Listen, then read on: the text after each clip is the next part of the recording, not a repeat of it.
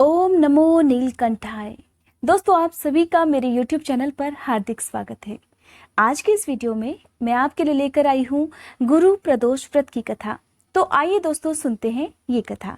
Video शुरू करने से पहले आप सभी से अनुरोध है कि वीडियो को लाइक करके कमेंट बॉक्स में जय भोलेनाथ जरूर लिखिएगा। भगवान भोलेनाथ आपकी हर इच्छा पूरी करेंगे। गुरु प्रदोष व्रत की कथा के अनुसार एक बार देवराज इंद्र और वृत्तासुर में भयंकर युद्ध हुआ। उस समय देवताओं ने दैत्यों की सेना को पराजित कर नष्ट भ्रष्ट कर दिया। ये देखकर दैत्यराज वृत्तासुर बहुत क्रोधित हुआ और वो फिर स्वयं युद्ध करने के लिए युद्ध भूमि में आ गया। वृत्तासुर के विकराल और भयंकर रूप को देखकर सभी देवतागण भयभीत हो गए।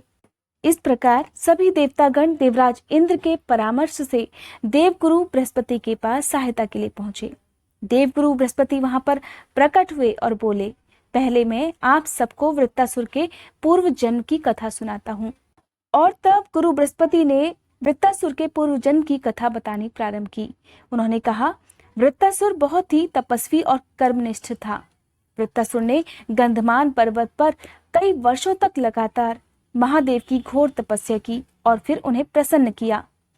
पूर्व जन्म में वृत्तासुर चित्ररथ नाम का एक राजा हुआ करता था। एक बार चित्ररथ भगवान शिव के दर्शन करने के लिए अपने विमान में बैठकर कैलाश पर्वत पर गया। भगवान का स्वरूप और वाम अंग में मां पार्वती को विराजमान देखकर चित्ररथ हंस पड़ा और हाथ जोड़कर भोलेनाथ से कहने लगा, हे प्रभु, हम तो मोहमाया के बंधनों में जकड़े हुए हैं, जिस कारण हम स्त्रियों के वशीभूत रहते हैं।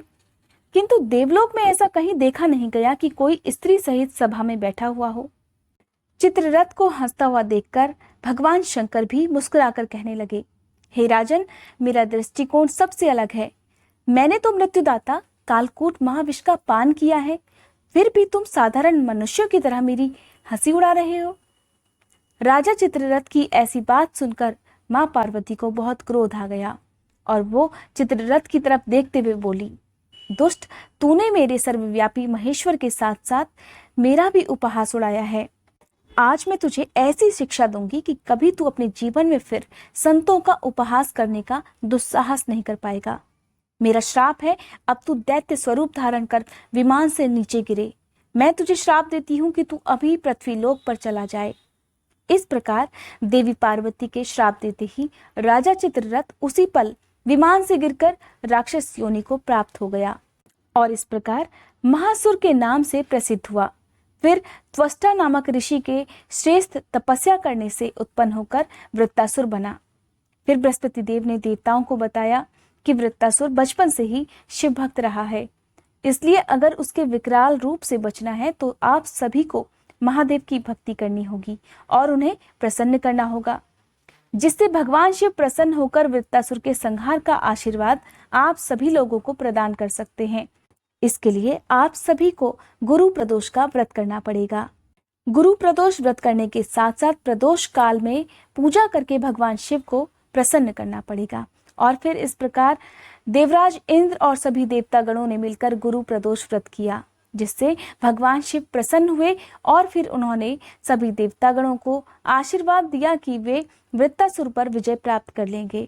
और फिर से एक बार युद्ध प्रारंभ हुआ। इस बार देवराज इंद्र और सभी देवतागणों ने मिलकर वृत्तासुर पर विजय प्राप्त कर ली। दोस्तों, इस प्रकार गुरु प्रदोष व्रत करने से मनुष्य सदा सुखी रहता है, उसके सभी पापों का नाश हो जाता है।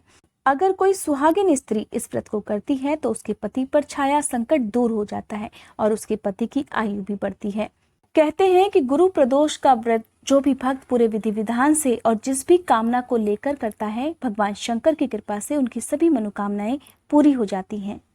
दोस्तों, ये थी आज की वीडियो। उम्मीद करती हूँ आज की ये वीडियो आपको पसंद आई होगी। अगर आपको आज की ये वीडियो अच्छी लगी हो तो मेरे चैनल को जरूर सब्सक्राइब कीजिएगा।